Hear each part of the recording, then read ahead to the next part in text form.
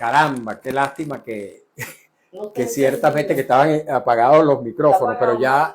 ya los encendimos, ya los encendimos. ¿Sí? Sí, señora, así que bueno, repito que después de 2 semanas celebro el reencuentro con la doctora María Elena García Prue en nuestra sección de todos los jueves, Familia, Derechos y Reveses. Doctora, ¿cómo está? Bienvenida. Hola, mi querido Mario, ¿cómo estás? Encantada de estar aquí contigo. Te extrañé el jueves pasado. Igualmente, El jueves pasado doctora. te extrañé, Mario.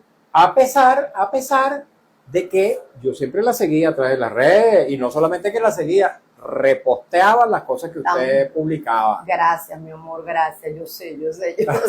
A ver. Gracias. Pero te cuento que la gente me escribe y me preguntan por el programa. ¿Así? Sí, sí, sí. De hecho, una persona ayer que me coincidí, un exalumno, me habló muy bien me preguntó de ti y me habló muy bien de tu hermano. ¿Así? Uno de tus hermanos fue profesor de él. ¿Ah, Y, sí? sí, Ah, sí. qué interesante. Y le digo, pero tú sabes que Mario es croata, ¿no?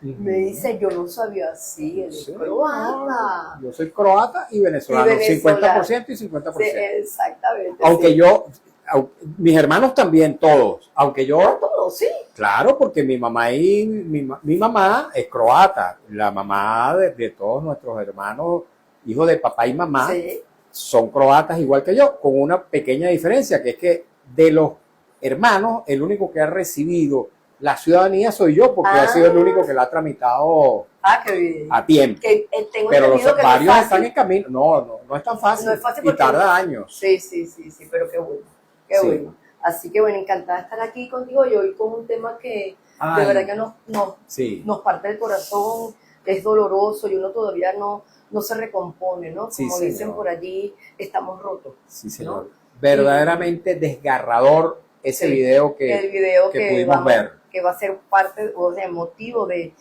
lo que va a ser nuestro programa del día de hoy, que fue el día de ayer, 40 niños y adolescentes que fallecieron en la desgracia, en el grandísimo, en el terremoto de La Guaira y que lamentablemente no fueron reclamados por sus familiares. Y creo que fue una acción solidaria por parte de varias funerarias, porque se vio todo ese cortejo fúnebre que iban hacia La Esperanza a llevar a esos 40 niños, porque por supuesto ya estamos hablando, creo que hoy es el día 56 desde el terremoto, creo, 50 y algo es el día, y que me imagino que por razones ya obvias ya no podían, aun cuando en la noticia dice que lo tenían allí en Los Silos, hay un área refrigerada, no con muchas personas que creían que sí, hubo un momento pero ya hay un área En Los Hilos del puerto de La Guaira. hay un área refrigerada y estos niños, eso fue lo que leí en la prensa, en las redes, que estos niños se encontraban en esa área refrigerada de ahí de Los Silos, pero bueno, te tomaron la decisión, me imagino los técnicos aconsejarían que ya a tantos días no apareció ningún familiar a reclamarlo y decidieron, después de haber tomado todas las medidas rigurosas del caso, como tomarle su ADN, tomar fotografía, todas las características propias vamos a decir, de un cuerpito en estos casos, para que pudiera en cualquier momento alguien venir a reclamarlo. Lo lamentable es que nadie lo reclamó y bueno, entre las conclusiones, en parte de las conclusiones, porque a mí me queda una duda, es que sus familiares también fallecieron conjuntamente con ellos. Pero yo me pregunto, pero es que toda la familia era la que vivía con ellos en La Guaira. O no habían familiares en Caracas. En el exterior incluso. En el exterior, o sea, que nadie, o sea, no había más familia que pudieran reclamarlo. Entonces, yo comentaba con una persona, yo, ¿qué será? A la gente le dio temor, a la gente no sabían qué hacer, pero estoy seguro que esos niños han debido tener más familiares. Yo no, claro, estoy especulando, sí, ¿no? Pero qué lamentable que hayan tenido que ser enterrados con un código, con un número, porque ni siquiera con un nombre, ¿no? No tienen No, identificación nada, de de ninguno. Todo lo que se les, bueno, fue lo que hay en las redes, que se les tomó fue todo ADN, se guardó el ADN y gracias a Dios contamos con Los recursos técnicos. los recursos técnicos de ADN y estamos involucrados. Creo que contamos con el apoyo, no sé qué país fue el que nos brindó mucho el apoyo, porque aquí hasta no sé mucho. Tengo un caso que hemos tenido que hacer como 5 o 6 ADN y han tenido que hacer por cuenta de la muchacha, y es un caso de lo que yo llevo pro bono. Y nos ha costado mucho de ella tener que hacer en su barrio, donde ella vive, rifas y cosas para poder colectar 70, 80, 90 dólares para pagar un ADN. Y gracias a Dios que creo que se activaron los laboratorios, porque el del IDIC no funcionaba. El del 6C tampoco, es que si no nos faltaban reactivos, que el de la fiscalía faltaba no sé qué, y los ADN había que pagarlos, cada quien tenía. Si tú necesitabas un ADN, el IDIC lamentablemente no podía contar con el apoyo de IDIC, ¿no?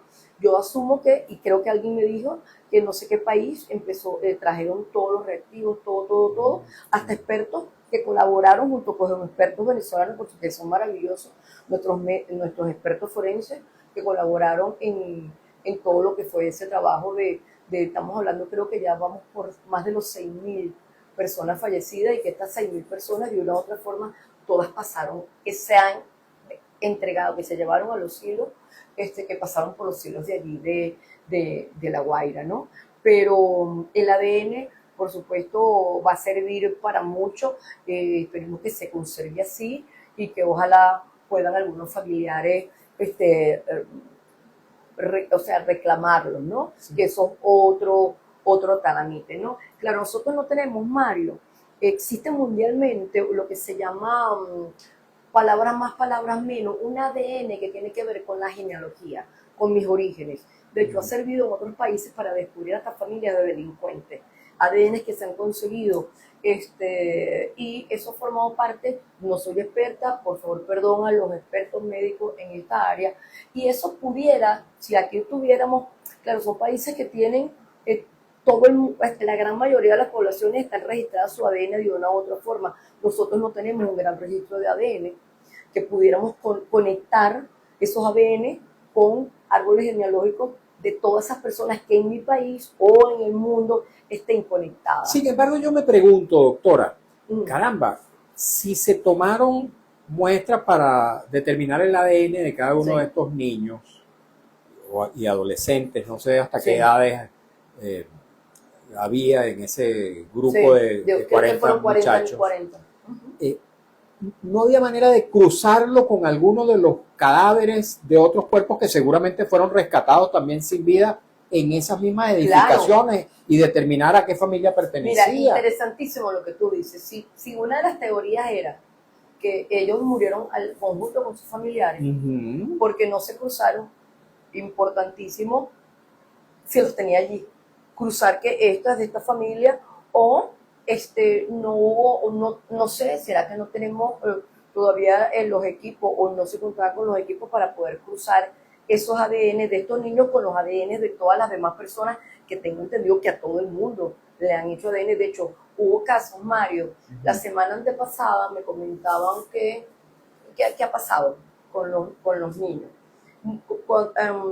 Los primeros días que sabíamos que nadie sabía qué hacer, estábamos todos, por supuesto, consternados. Muchas personas, este caso me lo contó las mismas personas que estuvieron en el procedimiento. Una persona identificó entre los cadáveres, unos familiares, a una niña. Y la niña tenía unas características que para ellos eran comunes: un vestidito de flores y las características físicas de aquel cuerpito, que por supuesto ya estaba en descomposición. Decía, esa es la niña, esa es mi hija. Resulta que cuando empezaron a hacer las pruebas de ADN, porque no se empezaron a hacer desde el día 1, resulta que esa niña no era, sino otra que sí apareció en los silos. Entonces tuvieron que ir a hacer la exhumación en Guarenas del cadáver que ellos consideraron y enterraron como suyo, hacer la exhumación para ahora proceder la inhumación de esta que sí era suya, y verificado porque se hizo el ADN.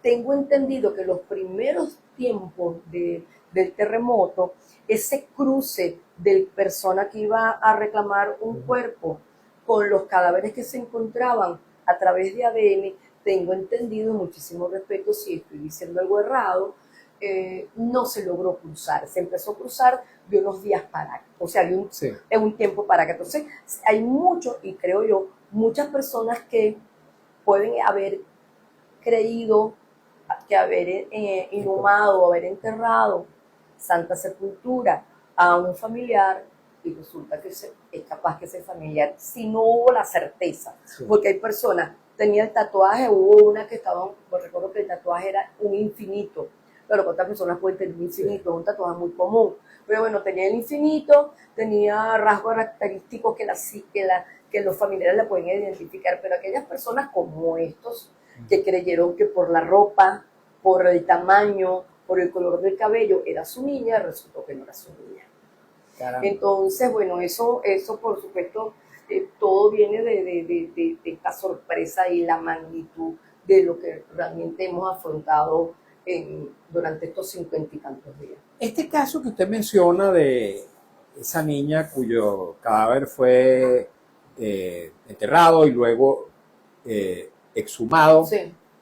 tiene que haber pasado por la mano de un juez, ¿verdad? Para poder realizarse esa exhumación, Mira, ¿o no? Ese caso en el particular, el que me estaban a mí comentando, estaba haciendo la fiscalía. La fiscalía. La fiscalía. Una orden de la fiscalía puede el fiscal era determinar. el que estaba. De hecho, la fiscalía abrió cantidad de procedimientos con toda la cantidad de fallecidos que tuvimos en La Guaira, por supuesto, porque había que tener una rigurosidad en cuanto a la emisión de todos los documentos válidos para el acta sí, efectivamente, de defunción y todos esos trámites, que todo eso, tengo entendido que gracias a Dios se aligeró bastante, dada el número de fallecidos. Estamos hablando más de 6.000 personas, creo, los que han conseguido fallecidos, ¿no? Sí. Entonces, esas personas, para poder hacer todos los trámites, hasta para poder inhumar, o sea, para poder enterrar, tienen que tener un acta de difusión. Correcto. ¿Cómo entierras tú sin un acta de difusión? Así Porque es. te lo exige el cementerio. Así es. ¿Ok? Igual que para las autorizaciones de cremación. Mm. ¿Ok? ¿Cuándo se complicaría estos casos? Cuando se hayan cremado. Sí. ¿Ok? Porque allá no hay ADN posible. ¿Ok? Porque, por ejemplo, el caso de esta niña que la hicieron Fue enterrada. la que hicieron Fue- la exhumación, ahora esa niña pasaría es capaz, no lo sé, si al número de niños, no lo sé, desconozco, porque no tuve la consecuencia final después de la exhumación que hubo allí en Guarena, si esa niña pasaría al lote de los niños de los 40 que fueron ahorita enterrados Sí. en La Esperanza, ¿no? Entonces, mira, es lamentable, pero bueno, nos sorprendió como de una manera Sí. gigantesca, Sí. y sobre todo esperemos no tener otro evento ni semejante ni parecido, pero esto nos trae una gran enseñanza de todo lo que debemos hacer y lo que no debemos hacer ante una circunstancia Sí. tan, claro, sobrepasó cualquier expectativa. No es Así lo es. mismo, sin comparar otros países que hayan podido tener un terremoto, pero que estamos hablando de cifras muy bajas, a las cifras que hemos tenido. De hecho, anoche todavía una señora estaba sacando, me dio mucho pesar por su dolor, pero por el otro lado, la tranquilidad que consiguió sus 7 familiares fallecidos que estaban dentro de un carro. Las cosas de la vida, ¿no? Ella dice que la última llamada fue su llamada, ya vamos a subir. Caramba. Y lo consiguieron en un sótano, y estaban todos 7 familiares, 7 personas conocidas, entre ellas su hija y su nieta, ¿no? Dentro de un vehículo, ¿no? Y esos son la gente que se está descubriendo en los sótanos. Sí. Y como eso, hasta una camionetica de pasajeros una de las OPP en Caraballeda, que una señora dice que yo sé que mi mamá iba en la camionetica porque yo me acababa de bajar. Y la camionetica estaba debajo, por supuesto, en la calle, y cayó el edificio, ¿no? Entonces, bueno, pero el tema del reconocimiento, el tema de la exhumación, el tema de todo lo que debe regularse, porque por supuesto todo lo que estamos hablando está regulado. Nosotros tenemos legislación, tenemos una ley que rige lo que es las actividades CENAMEF. Pues. Bueno, y precisamente yo le iba a preguntar acerca de las regulaciones que existen para, digamos, proceder al entierro o la cremación de personas que no tienen identificación, de indigentes, por ejemplo, bien sean adultos o bien sean niños, niñas o adolescentes. ¿A quién corresponde? ¿Qué normativa rige en estos casos en que de repente, por supuesto, porque conocemos digamos, las causas por las Sí. cuales estas personas fallecieron, porque fueron víctimas de Del este terremoto. doble sismo. Pero hay situaciones que diariamente se presentan Claro. en la vida Claro. común en el país y que, digamos que el Estado supongo que es el que tiene que Claro, resolver. sí. ¿A quién corresponde Mira, eso? ¿Cuál es la normativa que rige allí? Tenemos en principio la ley orgánica del Servicio de Policía de Investigación y del CENAMEF. CENAMEF es lo que nosotros conocemos comúnmente como la morgue. ¿Okay? Ahí trabajan nuestros, pero no solamente es la morgue. En la CENAMEF tenemos expertos en médico forense, tenemos psiquiatras forenses, psicólogos forenses, tenemos trabajadores ¿Psicólogo sociales. forense?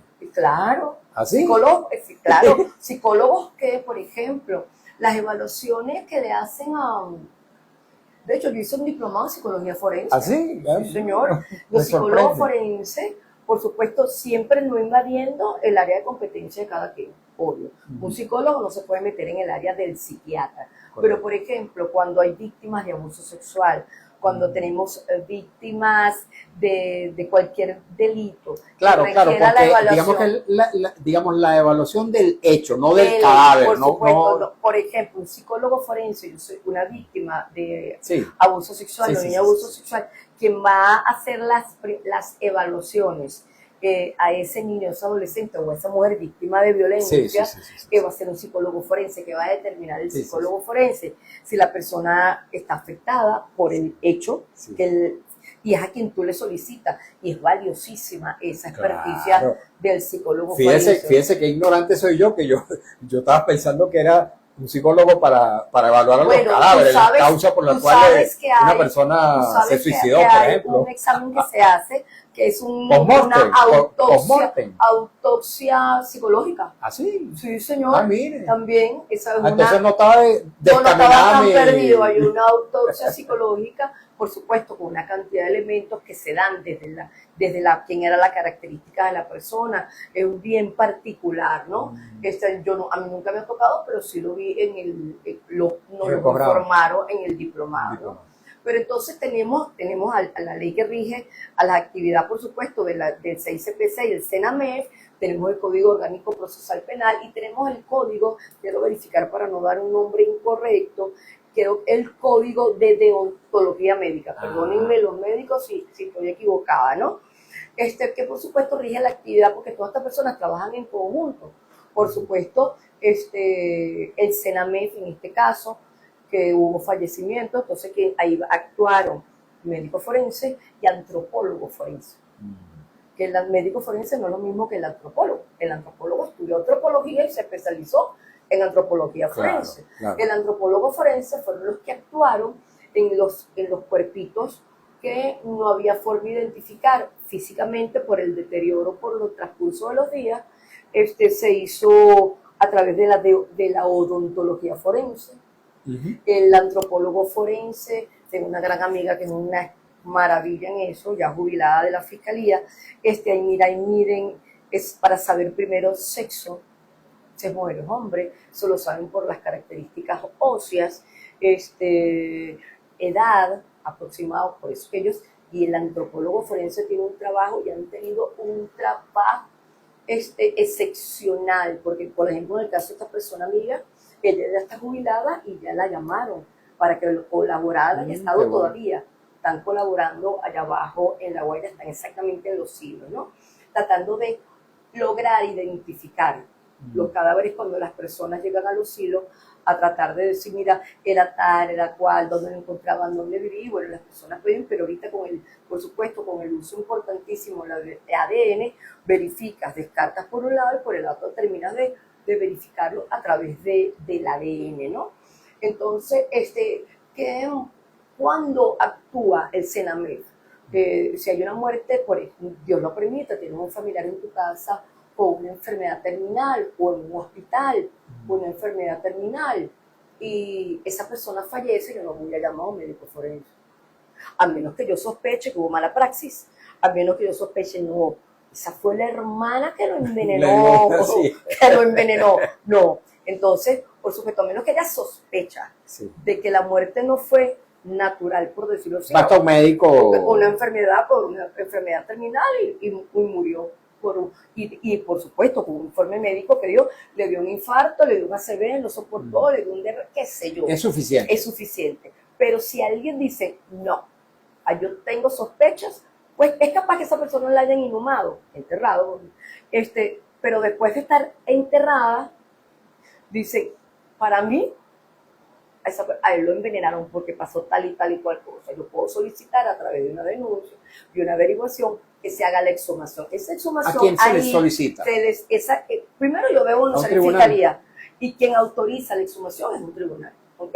Por supuesto, el fiscal del Ministerio Público, en el medio de su investigación, le solicita a un tribunal que autorice la exhumación de ese cadáver para determinar si hubo veneno en el organismo.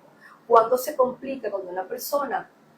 El tema cuando los creman. Ahí no hay nada que buscar. Por eso, si una persona hay sospechas de que la muerte pudo no ser accidental o natural, cuando aconsejan no los cremen. Si tienen alguna duda, entiérrenlo y después, bueno, que ven qué pueden hacer si es que pretenden denunciar. La cremación no deja ni siquiera rastro del ADN. ¿O sí? Según lo que me han dicho a mí expertos, si eso se volvió polvito, los niveles de temperatura en que un cuerpo cremado, eso es nada, ahí no hay ADN. Pues nada.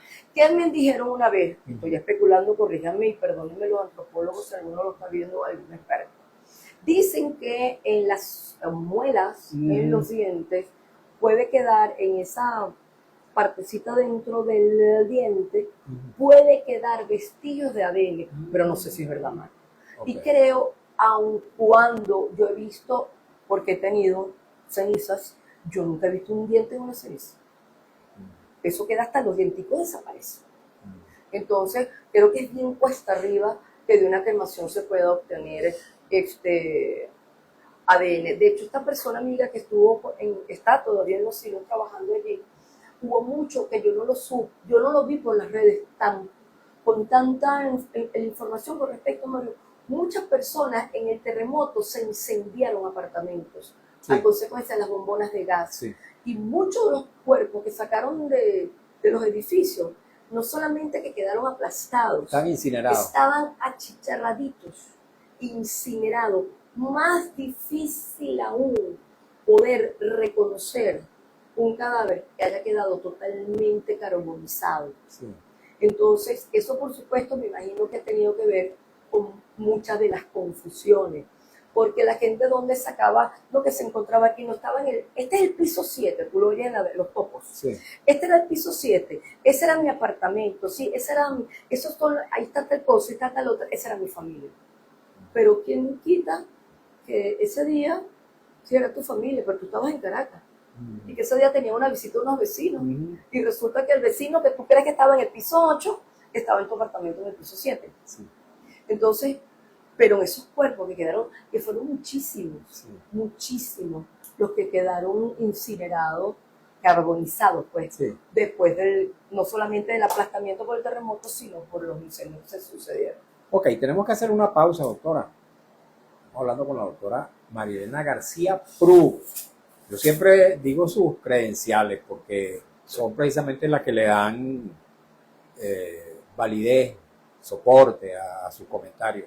Ella es abogada, ex jueza superior penal, especialista en derecho de familia y nos acompaña todos los jueves en esta sección especial que se llama Familia, Derechos y Reveses. Tenemos que hacer una pausa para cumplir compromisos informativos y publicitarios de la estación y al regreso continuamos conversando con ella.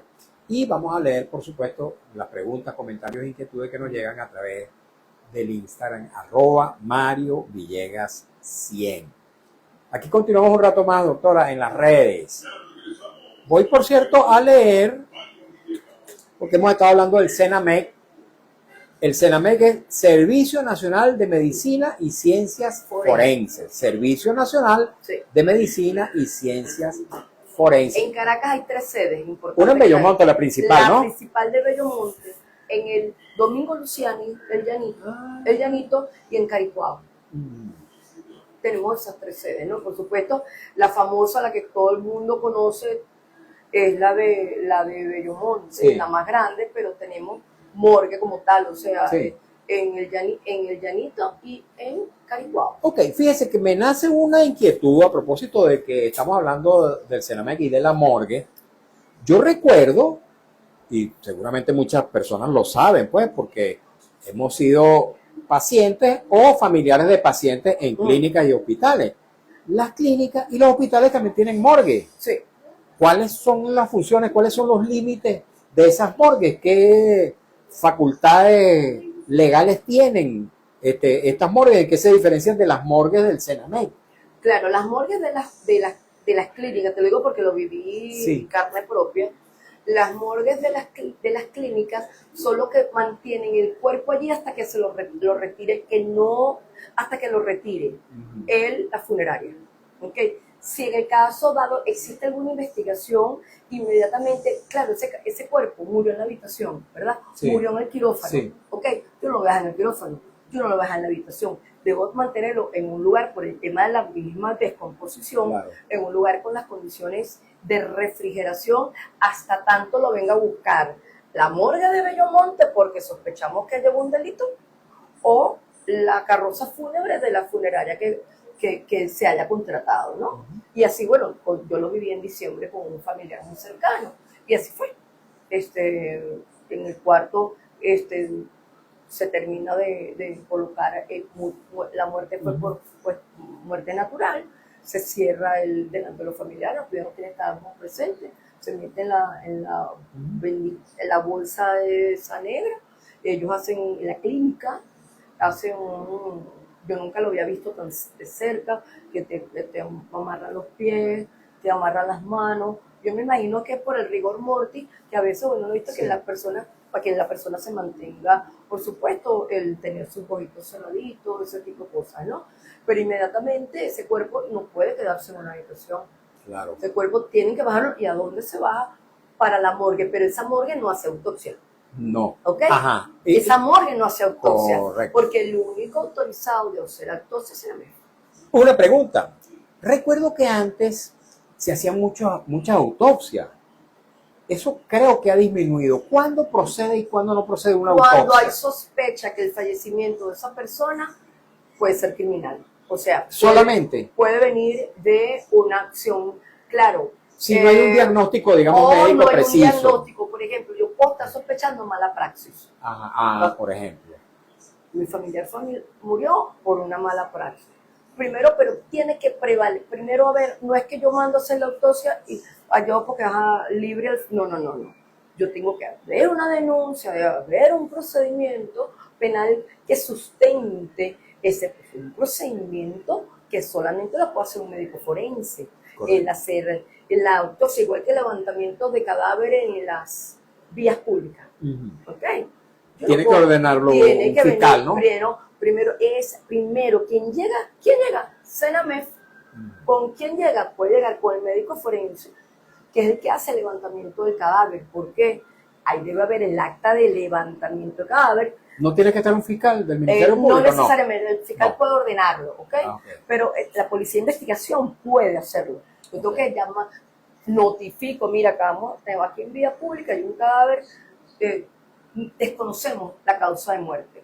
Si consigo en vía pública un cadáver que desconozco la causa de muerte, yo no puedo llevarlo para la funeraria. Aparte no sé ni quiénes son los familiares.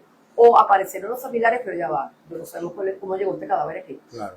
¿Ok? Entonces, ahí tiene que haber el levantamiento del cadáver, eso forma parte de la instrucción, del expediente, la investigación. Por supuesto, eso llega a la medicatura. En la medicatura, a juro, tiene que hacer la autopsia para determinar, fue muerte natural. El señor venía caminando y le dio un infarto, pero cayó en la vía pública, yo tengo que determinarlo. Claro. Pues yo puedo tener la duda de que lo envenenaron, que lo cuchillaron, que cualquier cosa. Sí. Que ya la muerte no sea una muerte natural, sino una muerte de origen criminal, o sea, una persona con interés dañoso de causarle la muerte a alguien. Y estamos hablando de un delito.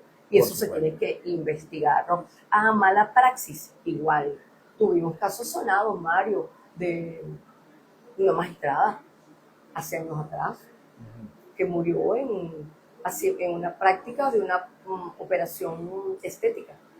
¿Sí te acuerdas? Hace muchos años. No lo recuerdo. Hace muchos años, una magistrada, una mujer joven, ella creo que era una liposucción o algo así, y se les complicó, porque parece, no sé cómo fue, la señora se complicó y se la tuvieron que llevar por una clínica y la señora terminó, y era magistrada de la sala penal, y la señora falleció, de verdad muy lamentable. Bueno, eso formó parte de toda una investigación, Sí, a todo el mundo. por supuesto. Y creo que eso terminó en una condena, creo.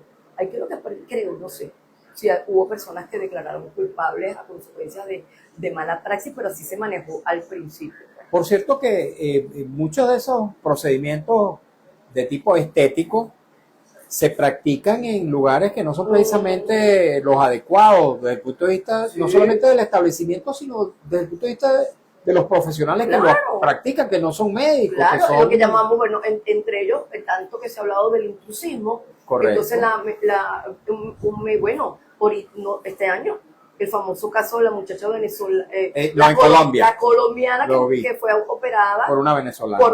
Eran dos. El de Yaracuy, si mal no recuerdo. Dos venezolanos, exactamente. Entonces, personas que se ponen a hacer procedimientos quirúrgicos sin ser médicos, por supuesto, y ahí ni siquiera hablamos de mala praxis, son homicidios. Sí, ¿verdad? Porque mala praxis, ¿quién hace mala praxis? El médico que tiene un título que dice médico.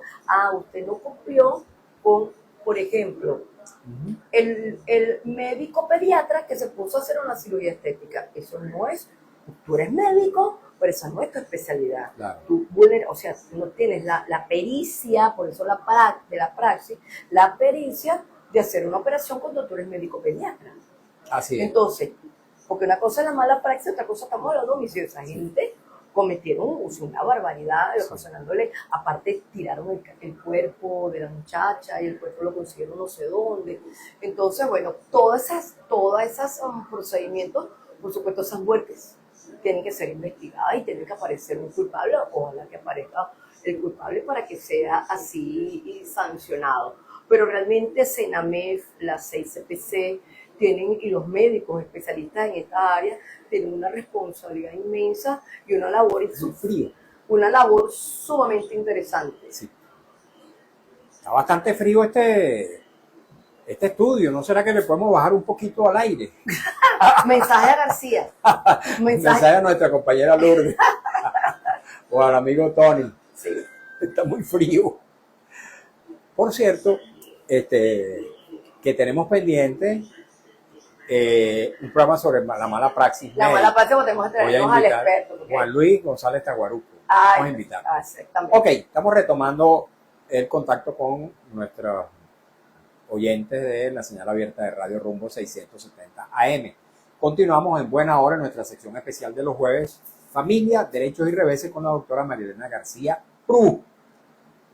Estamos hablando acerca de un tema de verdad un poco incómodo, pues, porque es producto de un video que pudimos apreciar ayer a través de las redes, de esta convoy de carrozas fúnebres que trasladaban a 40 niños fallecidos en La Guaira durante los terremotos del 24 de junio y que iban a ser conducidos a un cementerio para darles sepultura. Sí, que lo bueno que en esa esperanza, no sé si tú recuerdas, Mario, la triste recuerdo de la peste. Sí, cómo no, por supuesto, pero la peste era en el Cementerio General del Sur, con motivo del 27 de febrero del año 1989, del Caracazo. Sí, el Caracazo. ¿Qué pasa? Que ya las fosas comunes no están, no deben, o sea, ya yo no puedo, por el respeto y dignidad a ese cuerpo, independientemente que yo no sepa quién sea, o sea, es un cuerpo, un ser humano, no podemos tener fosas comunes, ¿ok? Y se debe proceder primero a toda la identificación porque pueden aparecer familiares. Sí. Por ejemplo, estamos diciendo que estos niños no fueron reclamados por nadie, es capaz que, mira, no pudieron, X, lo que sea. Esos familiares pueden, pero para poderles entregar, pues entonces se tendría, usted es el familiar del niño, ¿cómo se llamaba el niño? Enseñarles. Sí. Porque les dice, mira, vamos a hacerte un ADN y vamos a cruzarte con los ADN que tenemos allí, a ver cuál de esos niños es tu familiar. Sí. Esa persona, por supuesto, aparte del ADN, tiene que acreditar cédula de identidad, cuál era el nombre del niño o de la niña o del adolescente que está fallecido, para que esa persona, allá habría que exhumar para entregárselo a esta persona, para que esa persona procedan a darle sepultura, ¿no? Pero todo eso, mira, de verdad que como lo dije hace rato, la experiencia de La Guaira, wow, cómo nos ha retado en cantidad de cosas que nunca pensamos que íbamos a tener que implementar y que tener que aprender, ¿no? O recordar que las sabíamos, pero nunca habíamos tenido la oportunidad de ponerla en práctica, ¿no? He escuchado a personas que dicen, después del terremoto soy otra persona. Muchísimas. Mucha gente que dice, soy otro, soy otra. Muchísimo, muchísimo, sí. Uno le cambió la vida en cuanto a cosas tan elementales como dejar todo para después. Sí. O, no, lo viví yo. A mí me regalaron una botella de vino muy linda, bella y preciosa, pero estaba tan envuelta, tan hermosa. La guardé de regalo, no, de yo recuerdo. la dejé en mi de adorno. Yo la dejé en mi comedor y ay, esa botella que tan linda está decorada, no la quiero abrir. Bueno, se cayó y se perdió el terremoto. en el terremoto, ni siquiera no la pude probar, ¿no? Y como eso, bueno, recién la experiencia que pasó con el carrito que perdí, sí. Yo por cuidarlo y no usarlo, porque iba a imaginar yo que me iba a pasar lo que pasó con el carrito, ¿no? Sí. Entonces las cosas, yo creo que es entre las lecciones, a mi nivel muy, a ver, dirán que qué tonto, que sin sentido, ¿no? Igual que cosas de la vida, como que un abrazo. Yo le digo a mis hijos, hay que decir, y yo decirlo a ellos muy bien, te amo, te quiero, te necesito, o sea, esas expresiones de afecto, el compartir en familia, porque muchas de estas personas dicen, uno los lee, bueno, ¿cuánto no leye uno por redes sociales? Fue un último adiós. Querías compartir conmigo, no, lo dejamos que para después. Entonces, son tantas las lecciones que nos ha dejado esto a todo nivel, ¿no? Como país, una lección que yo creo que en algún momento hay que sentarse y ver como país qué significa la lección de La Guaira. Así es. Bueno, tengo que hablarles del servicio geriátrico del doctor Argenis Portillo. Siempre lo hago a mitad del programa, hoy me pasé un poquito, pero siempre lo hago con mucha emoción. De verdad que cuando transmito esta información publicitaria, lo hago de todo corazón porque conozco pues muchísimo al doctor Argenis Portillo, sé de su capacidad profesional, de su talento, de su bonhomía y muy especialmente de ese compromiso existencial, digo yo, que tiene él con la salud de los adultos mayores. Él tiene, además de esta condición de médico geriatra, la condición de médico intensivista, profesional de la medicina crítica, lo que desde mi punto de vista, y yo estoy seguro que también desde el punto de vista médico, le otorga facultades, digamos, adicionales, excepcionales, para el diagnóstico, el tratamiento de la salud de los adultos mayores. Él tiene consulta en la esquina de La Cibarra, en la avenida Urdaneta, también en el anexo del Hospital de Clínicas Caracas, en San Bernardino, y ofrece servicio domiciliario para aquellos casos que así se requieran. Su número telefónico es el 0414-309-0806, 0414-309-0806, lo recomiendo ampliamente. Voy a permitirme leer algunos de los mensajes, para que tenemos personas que nos han escrito. Bueno, Yajaira González nos alertó temprano que no se estaba escuchando, porque ciertamente que teníamos los micrófonos apagados. Lo mismo JB y Tauro, que nos pidió que repitiéramos lo que habíamos dicho porque no se escuchaban y luego lo repetimos. Pero después hemos recibido otros mensajes, vamos a leer. Dice Yoka Gutiérrez, una imagen desgarradora, ver a esos niños rumbo al cementerio parte el alma. Utiliza la misma expresión que yo utilicé, es verdaderamente desgarradora. León del Valle 62.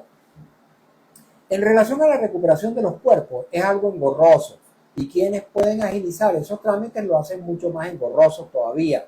Me genera mucha impotencia, la verdad. Jaorta 357 dice, lamentablemente no hubo familiares de otras líneas que lo reclamaran. Muy triste final para esos niños.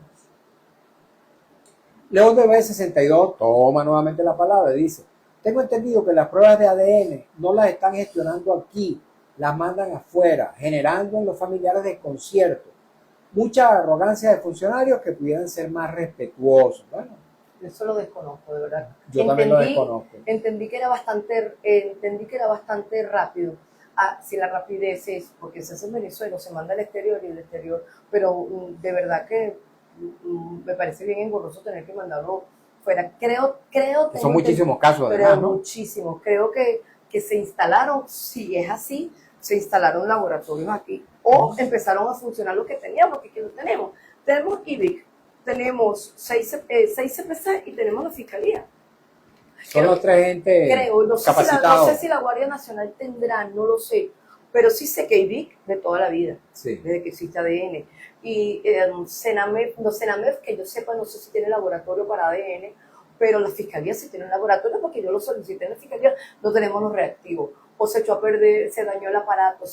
¿Y entidades privadas no tienen Claro, servicio de ADN? por supuesto, cantidad de laboratorios que tienen ADN que te puede, depende, el ADN puede costarte, el ADN de persona viva, Ujú. ¿ok?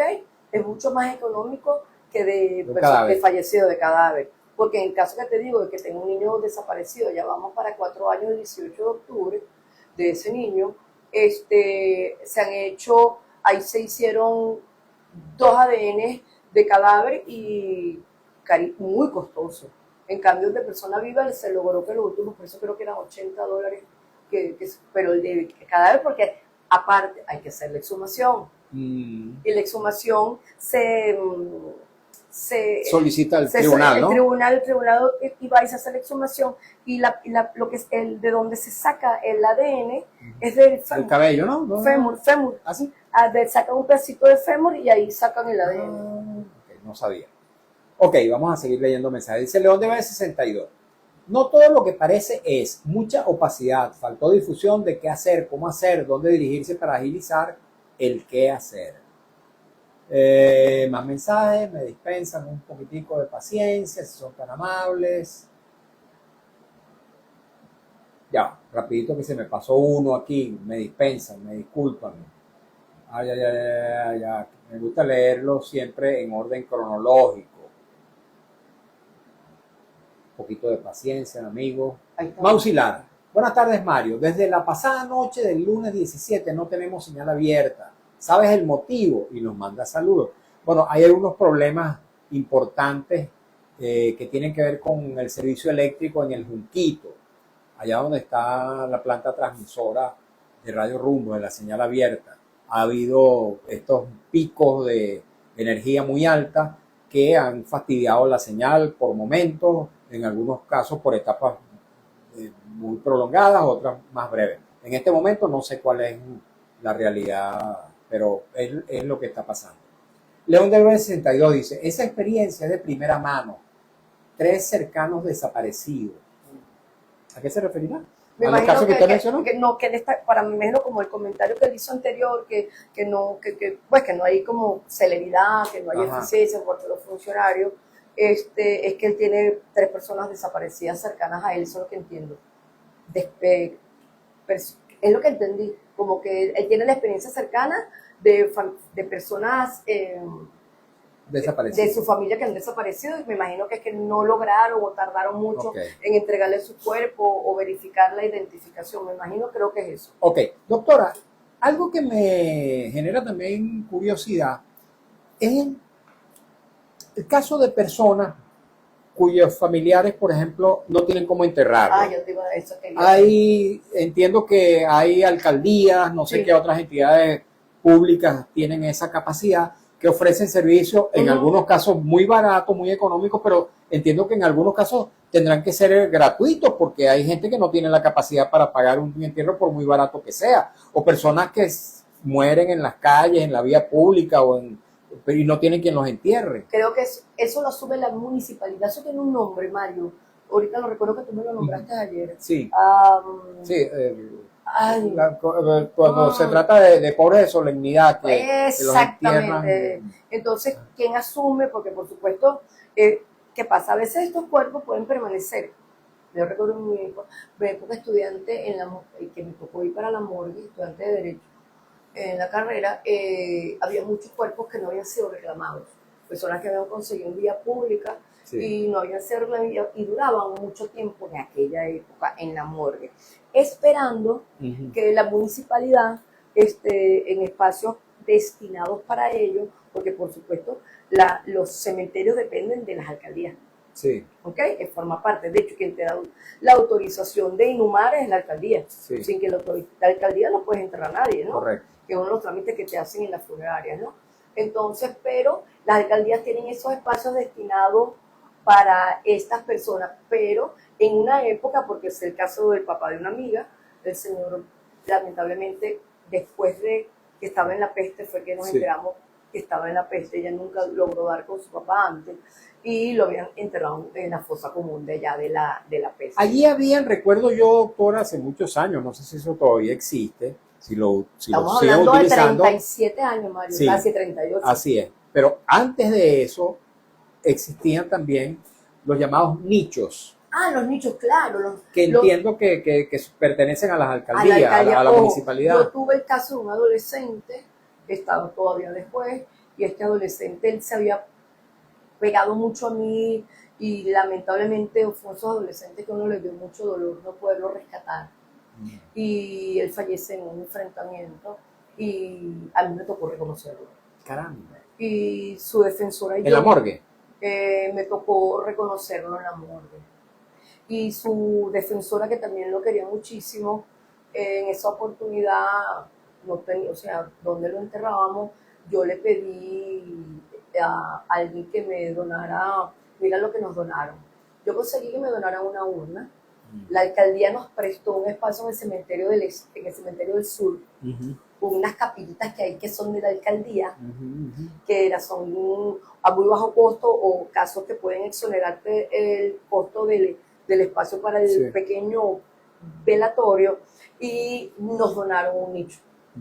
Y ese chamo Wilmer, Dios lo tenga en un lugar muy hermoso, él lo metimos allí en un nicho, ahí en el cementerio del sur. Claro, allá yo en ese momento me enteré de que existían esas colaboraciones por parte de nosotros. No pagamos medio. Nada por darle sepultura a este chamo. Y creo que esos espacios deben seguir, Mario. Sí, ¿no? Los cementerios que pertenecen, que son públicos, ¿no? El cementerio del sur, pues. Sí. Y deben existir esos espacios, porque el que no tenga y quiere, claro, ya la gente ahorita se ahorra.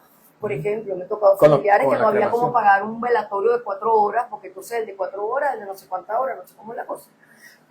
Y solamente hacer misa de cuerpo presente, que creo que es lo más barato, por lo menos en el cementerio del este. En la capilla que está en el cementerio del este, colocan la persona allí y se hace una misa, y de ahí para el crematorio o para donde lo vayan a inhumar, ¿no? Pero sí creo que deben existir en los cementerios pertenecientes a las alcaldías espacios para las personas que no tengan cómo pagar un entierro. Ok, doctora, tenemos que irnos, pero voy a leer rápidamente 2 mensajes que nos llegaron. Dice Mir Gons 1. Hola, buenas tardes. Rumbo no se escucha en Caricuao. Hablo de que no se escucha en radio. Sí, efectivamente lo que decíamos hace un rato, los problemas que hemos tenido con el servicio eléctrico en el Junquito, donde está instalada la planta transmisora de la radio. Esperemos que esos problemas se resuelvan pronto. Claro. Por Coelec, por favor. Teller BZL5, que Dios los bendiga inmensamente. Amén. Tembló en Perú, unidos en oración, dice esta persona. Dios. Bielma 927 dice, ¿qué es cierto que hubo terremoto en Perú ahorita? Bueno, lo está comentando una persona. Mausi Lara dice, muchas gracias, Mario. Ojalá y puedan solucionarlo pronto. Saludos, bendecida tarde. Bueno, amigos, llegamos al final del programa. Doctora, Mario, tenemos que irnos, ¿sí? Bueno. Y además este frío no lo aguanto. Bueno, tú tienes frío. Ahí yo aquí noto mucho, te cuento. Sí. Bueno, nada, gracias por toda la audiencia. Y bueno, estos son temas dolorosos, pero hay que hablarlos porque la gente también tiene que informarse, porque no sabemos, esperemos que ninguno de los que nos esté oyendo tengan que pasar por una situación de estas tan lamentable, y que sepan a dónde ir, cuál es el procedimiento, qué hacer con ese familiar. Y bueno, mi papá decía, lo más seguro que tenemos es la muerte. Así es. Y bueno, Creo que eso no lo duda nadie. eso no lo duda nadie, entonces uno tiene que, yo lo peleo con mis hijos, es que yo quiero cuando yo me muera, porque soy yo tal, no hermano, les decía, no, pues que es lo más seguro que tenemos. Así es, así es. Doctora, muchísimas gracias. De Gracias verdad a ti. que sí. Hoy no recibió piropo. No vale, mi piropero Sí, no me, hombre. no, que mi piropero está de vacaciones. porque Seguramente. Seguro me. Así es, pero yo la alimenté con un buen piropo cuando llegó No, aquí a la gracias, radio. Mario, gracias, de verdad. Así es. Amigos, muchas gracias a ustedes también por habernos acompañado en esta nueva edición de nuestro programa En Buena Hora, especialmente en esta sección de los jueves que se llama Familia, Derechos y Reveses con la doctora María Elena García Prú. Ella es ex jueza superior penal, especialista en Derecho de Familia, y su servidor Mario Villegas. Trabajamos para ustedes con mucho cariño, como siempre, en la dirección de Radio Rumbos, Elsa Siciliano, en la jefatura de prensa Luis Alberto Albornoz, en los controles Lourdes Pérez, en las redes sociales de Radio Rumbo Marcos Rivera, frente a los micrófonos su servidor Mario Villegas con B de Venezuela, nuestro programa, una presentación de Agrepa, el mejor asfalto que se produce en Venezuela, Agrepa, gente seria, asfalto de primera, y el servicio geriátrico del doctor Argenis Portillo. Consulta previa cita por el teléfono 0414-309-0806, 0414-309-0806. Tengan todos y todos muy buenas tardes.